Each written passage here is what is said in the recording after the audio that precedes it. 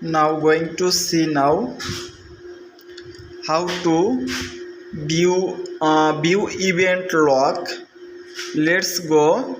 Firstly, key logging, and then user option click, and then view event log click.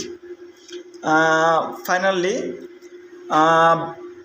we can see view event log and individually fire event, all event এবং print option, more option, and click more options, and we can see others event log and